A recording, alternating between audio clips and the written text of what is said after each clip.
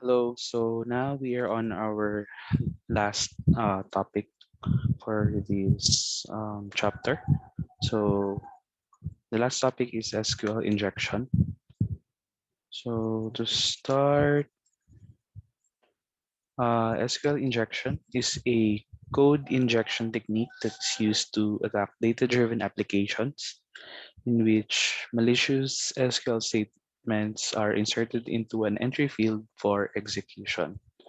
So an example of this is when um, an SQL statement is entered or inserted to dump the database contents to the attacker.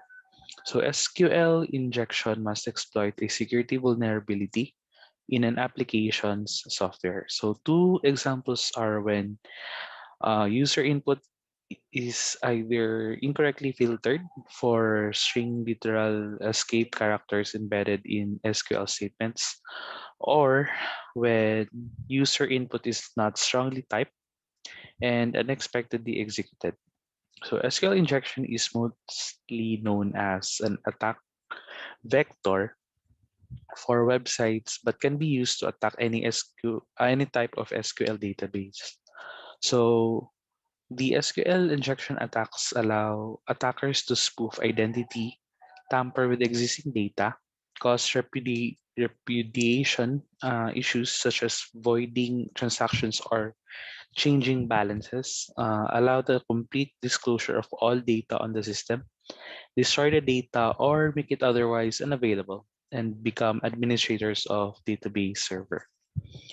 So here are the examples of SQL injection. So for SQL in web pages, it is usually a placement of malicious code in SQL statements, usually via web page input, right? So it usually occurs when you ask for or when you ask a user for input, like their username or user ID. And instead of username or ID, the user gives you an SQL statement that you will unknowingly run on your database. SQL injection based on batched SQL statements. So most databases support batched SQL statements. So a batch of SQL statements is a group of two or more SQL statements separated by a semicolon, right? So how do we detect SQL injection? So um, we have these series of different techniques on how we could detect different SQL injection. So first one is open source tools. So to make detecting an SQL injection is attack easy, developers have created good detection engines such as SQL Map or SQL Ninja. And then next we have source code analysis tools. So these are also referred to as static application security testing or SAST tools that are designed to analyze source code and or compile versions of code to help find security flaws. These tools can automatically find flaws such as buffer overflow flows, SQL injection flaws, and others. So you can detect and prevent SQL injection by using a database firewall. So database firewall are a type of web application firewall that monitor databases to identify and protect against database specific attacks. These attacks mostly seek to access sensitive information stored in databases. So when you work with database firewall, SQL injection filtering works in the same way, similar to email spam filters. So the database firewalls detect SQL injections based on the number of invalid queries from a host, while there are OR and union blocks inside of the request or others. So we also have use prepared statements. So the use of prepared statements with variable binding, are also known as parameterized queries, is how all developers should first be taught how to write database queries. So they are simple to write and easier to understand than dynamic queries, right? So parameterized queries force developer to first define all of the SQL code and then pass in each parameter to query later. So this coding style allows a database to distinguish between code and data regardless of what user input is supplied. Prepared statements also ensure that an attacker is not able to change the intent of a query, even if the SQL commands are inserted by an attacker. So the next one is use stored procedures. So the stored procedures are not always safe from SQL injection. However, certain standard stored procedure programming constructs have the same effect as the use of parameterized queries when implemented safely. So this is the norm for most stored procedure languages because they require the developer to just build SQL statements with parameters, which are automatically parameterized unless the developer does something largely out of the norm. So the difference between prepared statements and stored procedures is that the SQL code for the stored procedure is defined and stored in the database itself, and then called from the application. So both of these techniques have same effectiveness in preventing SQL injection. So your organization should choose which approach makes the most sense for us. And then the next one is whitelist input validation. So various parts of SQL queries are not legal locations for the use of bind variables, such as the names of tables or columns and the sort of order indicators such as ascending or descending. So in such situation, input validation or query redesign is the most appropriate defense. So for the names of the tables or columns, ideally those values come from the code and not from the user parameters. But if the user parameter values are used for targeting different tables, table names and column names, then the parameter value should be mapped to the legal or expected table or column names to make sure an unvalidated user input does not end up in the query. So please note, this is a symptom of poor design and a full rewrite should be considered. And then the last one that I will be discussing is the escaping all supplied input. So this technique should only be used as a last resort. So when none of the above are feasible, input validation is probably a better choice as this methodology is frail compared to other defenses and we cannot guarantee it will prevent all SQL injection in all situations. So this technique is to escape user input before putting it in a query.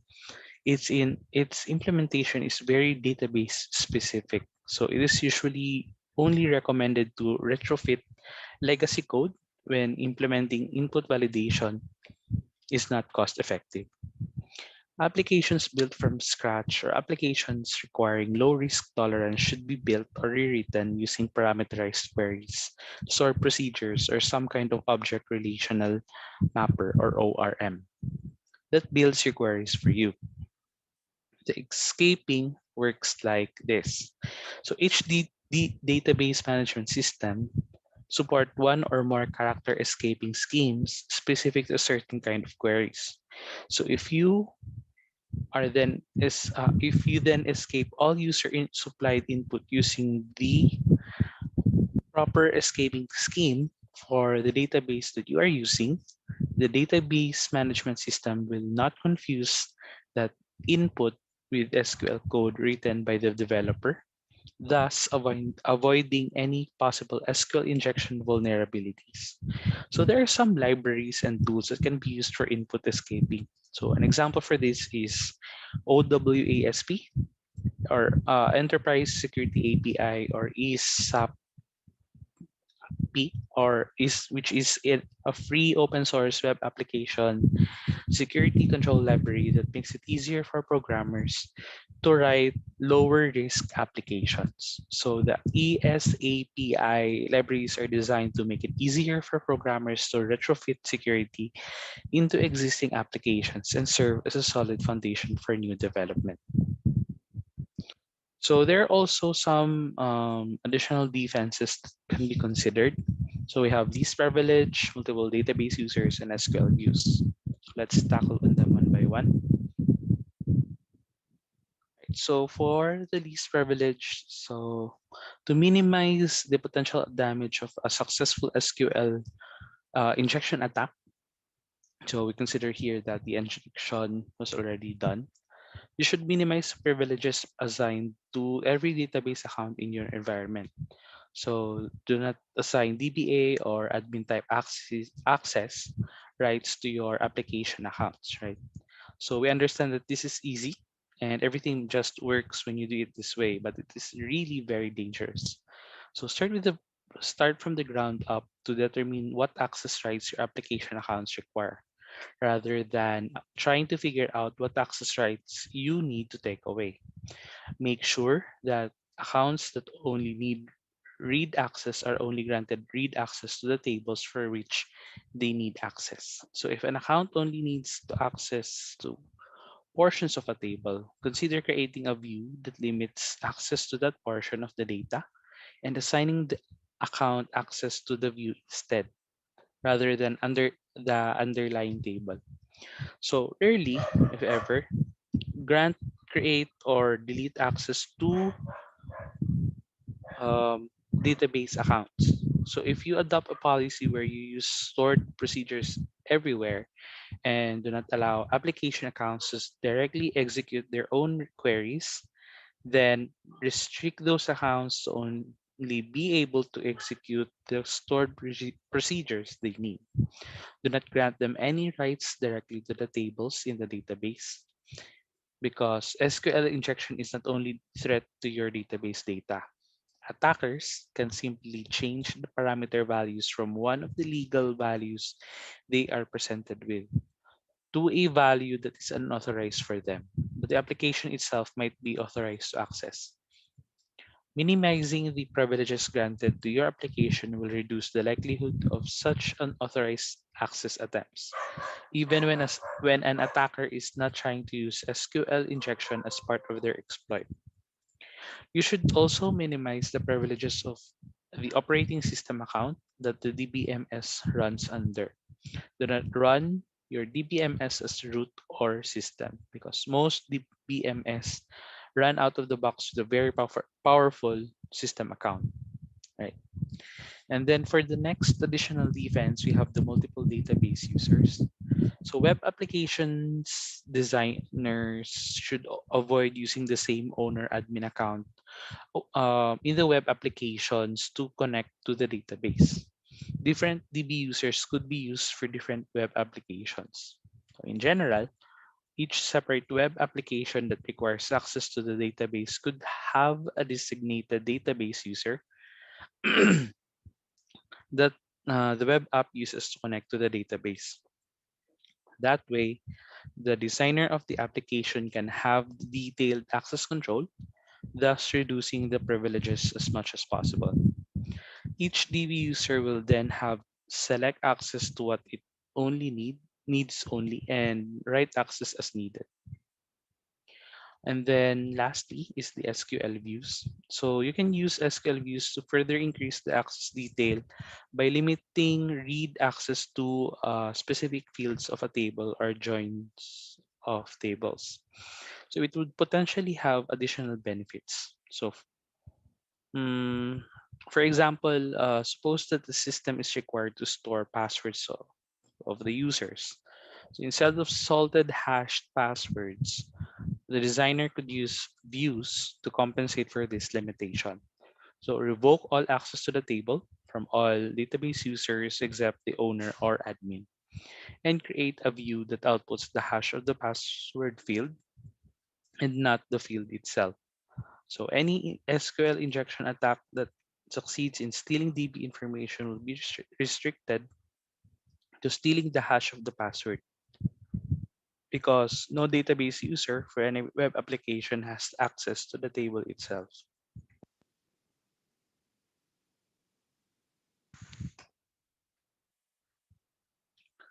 Right. For the next one, we have OWASP.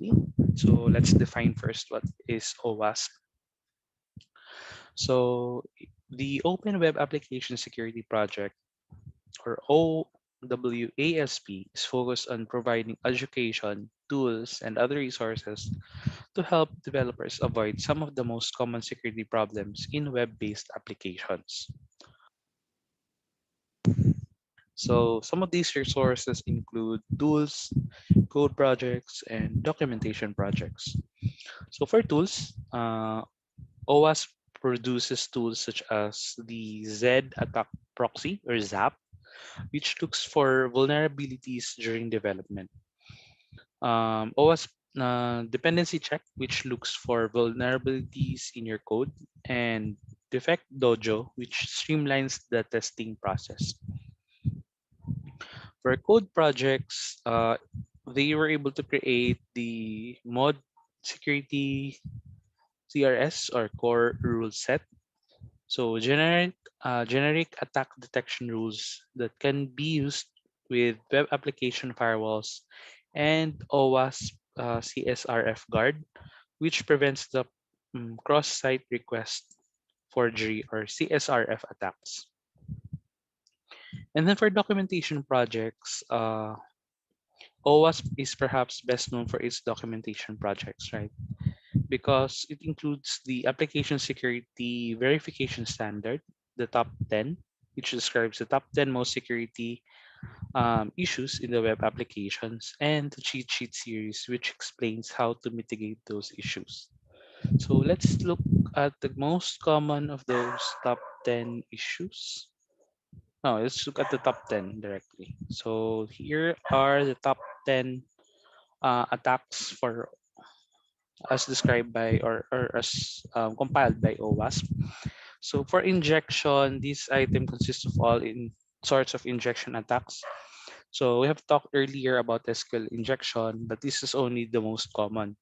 All databases such as LDAP database, Hibernate database, and others are potentially vulnerable. So in fact, any action that relies on user input is vulnerable, including direct commands.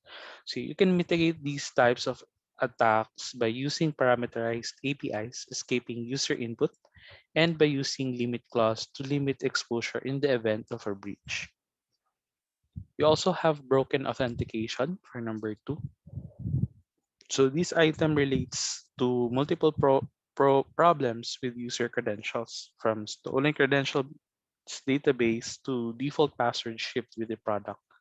So you can mitigate these attacks by avoiding default passwords, by requiring MFA or multi-factor authentication, and using techniques such as lengthening waiting periods after failed logins.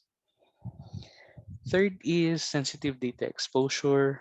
This item refers to when attackers steal in sensitive information such as password or personal information. You can help prevent these attacks by storing as little information as possible and by encrypting the information you do store. For fourth, we have XML external entities or XXE. This item refers to attacks made possible by a feature of XML that enables users to incorporate external information using entities. You can solve this problem by disabling XML entity and DTD processing, or by simply using another format such as JSON instead of XML. For broken access control, so this item refers to the need to ensure that you have not built an application that enables users to circumvent existing authentication requirements. So for example, attackers should not be able to access admin functions such just by browsing directly to them. So in other words, do not rely on security through obscurity.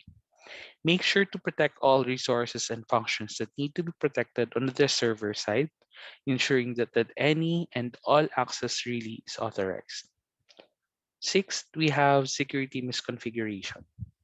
This item refers to the need to ensure that the system itself is properly configured. Is all software properly patched and configured? Is the firewall running?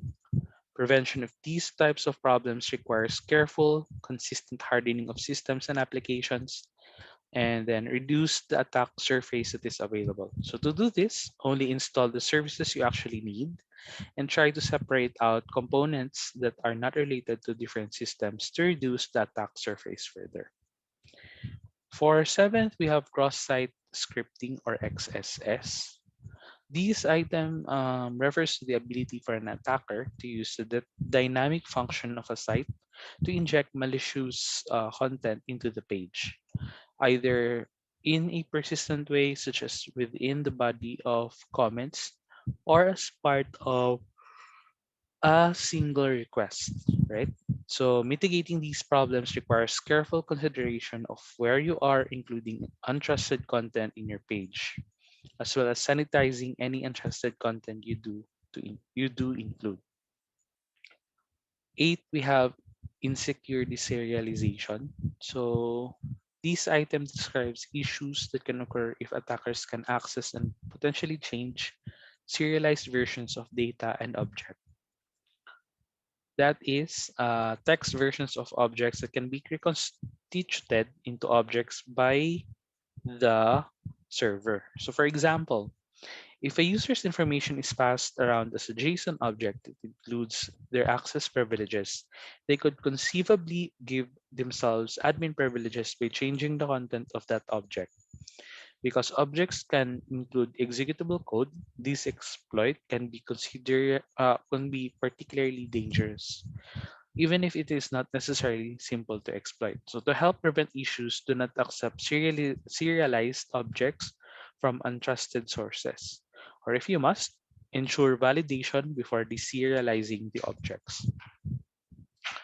For the ninth attack, we have using components with known vulnerabilities. One of the advantages today's developers have is that most of the core functions you are trying to perform have probably already been written and included in an existing software package. So it is probably open source, right? However, many of the packages that are available also include publicly available exploits.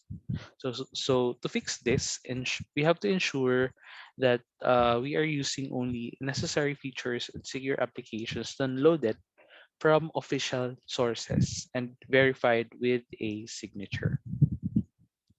And then for the last attack is the insufficient logging and monitoring. So this item reminds us that our most basic responsibility is to ensure that we are logging everything important that is happening in our system so that we can detect attacks preferably before they succeed.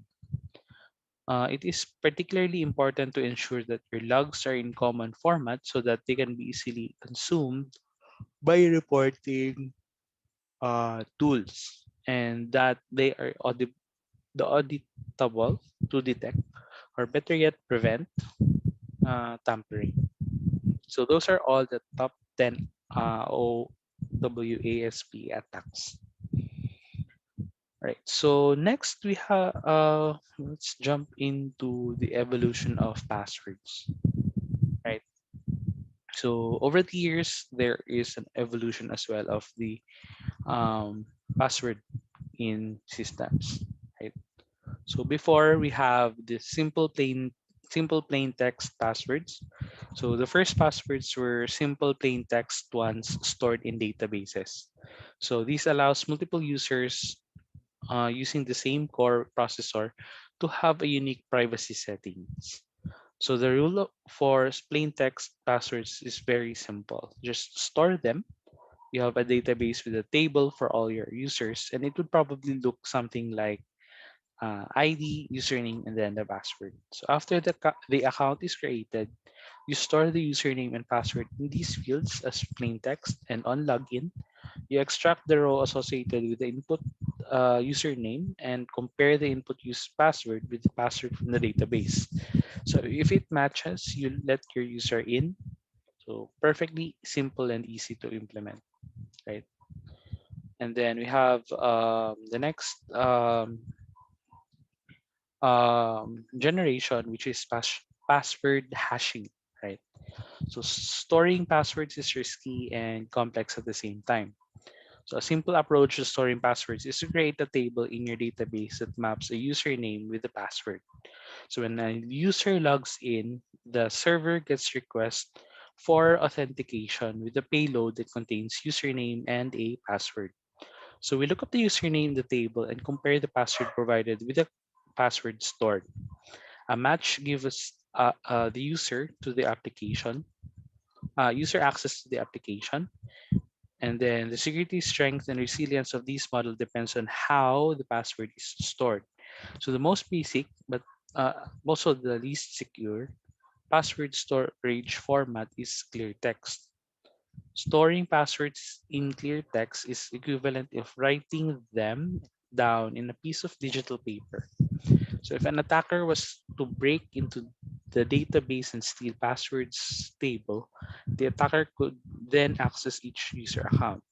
So this problem is compounded by the fact that many users reuse or use variations of this single password, potentially under allowing the attacker to access other services different from the ones being compromised. So the attack could come from within the organization.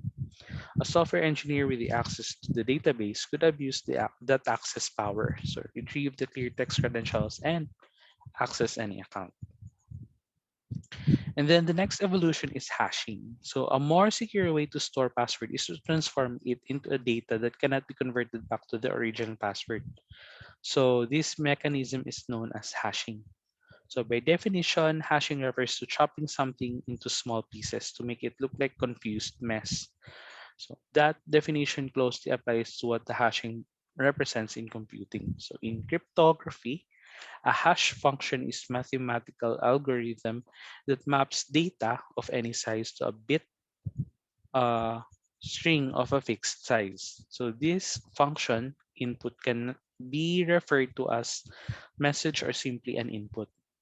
The mixed size string function output is known as the hash or the message digest. So as stated by OWASP, hash functions used in cryptography have the following key properties. So one, it is easy and practical to compute the hash, but difficult or impossible to regenerate the original input if only the hash value is known. And then also, it is difficult to create an initial input, but that would match a specific desired output. So thus, in contrast to encryption, hashing is a one-way mechanism. So the data that is hashed can practically be uh, unhashed. Yeah, that's the term, unhashed. Right. So the next generation is the salted password. Right. So there are many passwords that are encrypted but can be guessed. Right. They have been mined from hack sites and placed into lists. So these lists have made hashed passwords work much easier to crack. To guarantee the uniqueness of the password, we have to increase their complexity and prevent password attacks even when the inputs are the same. So a salt, which is simply random data, is added to the input of a hash function. This is known as the uh, salted password. And then we have using cryptography hashing for more secure password storage.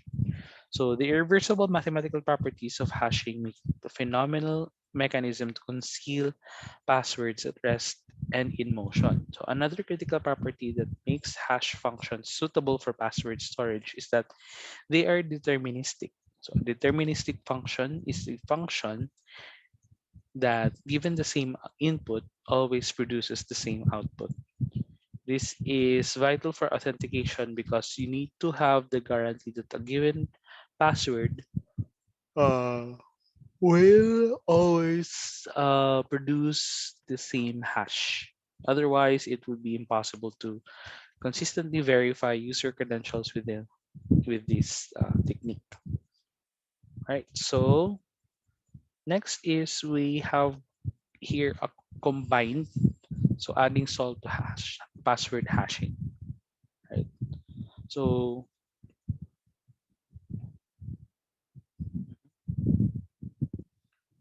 So a salt is added to the hashing process to force hash uniqueness. So it increases complexity without increasing user requirements and mitigates password attacks such as rainbow tables. So in cryptography, salting hashes refers to adding random data to the input of hash function to guarantee a unique output, which is the hash, even when the inputs are the same. So consequently, the unique hash produced by adding the salt can protect against different attack vectors while slowing down dictionary and brute force attacks. And then we also have adding factors for authentication. So even with the incorporation of these passwords strength checkers, single factor authentication still leaves your enterprise vulnerable. So hackers can crack any password. It may take significant time, but they can. So moreover, they could always steal passwords via social engineering. Alright. So you should incorporate multi-factor MFA, and then incorporating other authentication factors confound hackers who may have cracked your password. So our next three, or I think these are all the latest, right? Factor authentication. So we have three. First is single factor authentication, which is the simplest form of authentication methods. So with SFA, a person matches one credential to to verify himself or herself online. The most popular example for this would be password to a username. So most verification today uses this type of authentication method. Online sites can have user passwords leaked by a hacker. So without an additional factor to your password to confirm your identity, all malicious user needs all a malicious user needs is your password to gain access. So hopefully it is not a website that has additional personal information stored, such as your credit card information, home address, or other personal information such used to identify you. Often a user's password is simple so that it is easy to remember. So the simpler the password, the easier it is to crack, right? And then we have two-factor authentication, or 2FA. So two-factor authentication uses the same password username combination but with the addition of being asked to verify who a person is by using something only he or she owns, such as a mobile device. Putting it simply, it uses two factors to confirm an identity. And then the last, or the most uh, latest password system that we use is the multi-factor, or MFA authentication. So it is a method of computer access control in which a user is only granted access after successfully presenting several separate pieces of evidence to an authentication mechanism. Typically, at, the, at least two of the following categories are required for MFA. Number one, knowledge of something they know, or possession of something they have, and inherence, which is something they are. So 2FA, as discussed a while ago, is a subset of that. So it is just a type of MFA where you only need two pieces of evidence, at least two factors, when you log into. So that's about it for the evolution of password systems. So the last topic that I'll be discussing for this chapter would be the password cracking, right? So these are techniques used for finding a password that allows entry, which is known then as cracking. So cracking the security intended by the password.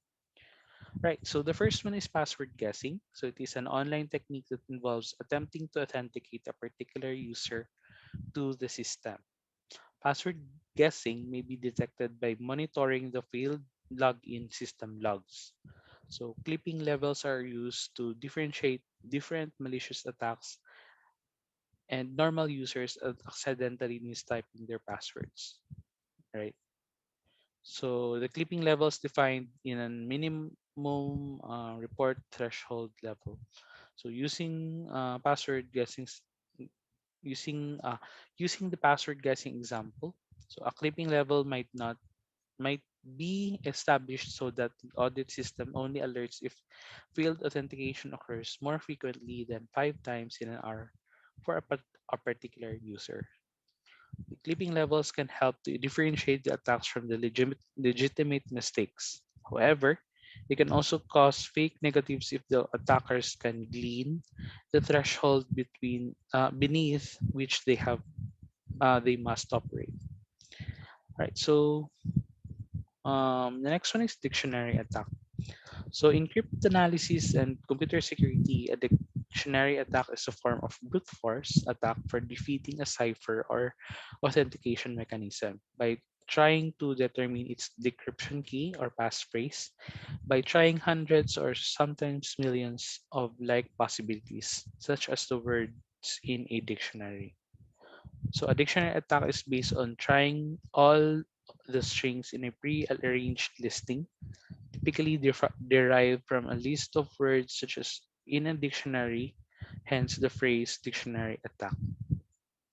And the third one, we have pre-computed dictionary attack or rainbow table attack. So it is possible to achieve space trade-off by pre-computing a list of hashes of different words and storing these in databases using the hash as the key. So this requires considerable amount of preparation time but allows the actual attack to be executed faster. So the storage requirement for the pre-computed tables were once a major cost, but are less of an issue today because of the low cost of disk storage. Right. So the pre-computed dictionary attacks are particularly effective when a large number of passwords are to be cracked. The pre-computed dictionary needs to be generated only once, and when it is completed, password hashes can be looked up almost instantly at any time to find the corresponding password. And then the last one is social engineering techniques. So this is very common, especially on my field. So for password cracking, which involves social engineering, it involves a person convincing or tricking another person into supplying the attacker with access. So employer behavior can have a big impact on the information security in organizations. Cultural concepts can help different segments of the organization work effectively towards information security. All social engineering techniques are based on cognitive biases, where humans make decisions based on known or assumed attributes. Cognitive biases are exploited in various combinations to create attack techniques, such as stealing an employee's private information. Phone calls and conversations are the most common types of social engineering. Right. So there are four social engineering vectors or lines of attacks that can take advantage of these influence principles. First one is phishing. So phishing means the person is fraudulently gaining information, especially through requests for financial information. So often the attempt looks like a real website or an email, but linked to a collector site instead.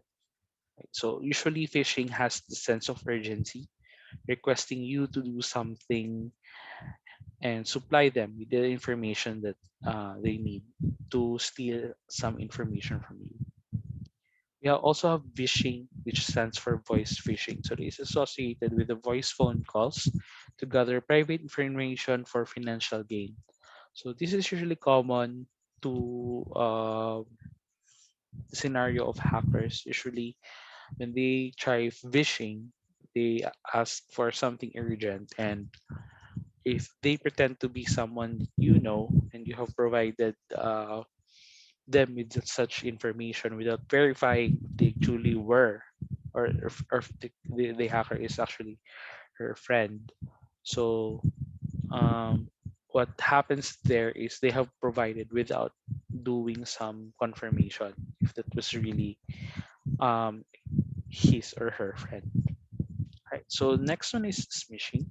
So it involves using SMS text messages for both urgency and asking for specific course of action, such as clicking a fake link or sending account information. So this is really common, especially when you are using postpaid plan, right? So recently, I have been receiving different texts from different numbers asking for some information or sending an email to somebody, so things like that. So it's connected to smishing. And then for the last one, we have impersonation. So it involves in-person scenarios such as wearing a service provider uniform to gain access inside the building or any system. So those are all the different password crackings that we have. Right. So I think we have officially completed all of the topics that needs to be discussed. So before we end this video, I'd like to share some key points that are key takeaways that I took from this chapter. So first is environments help application development transition from one phase to another without interruption between them. So this provides the different stakeholders to perform their tasks without dependency to others. Each software has different purpose. So depending on how it processes, there are different modes in which these are to be deployed, depending on the need, right?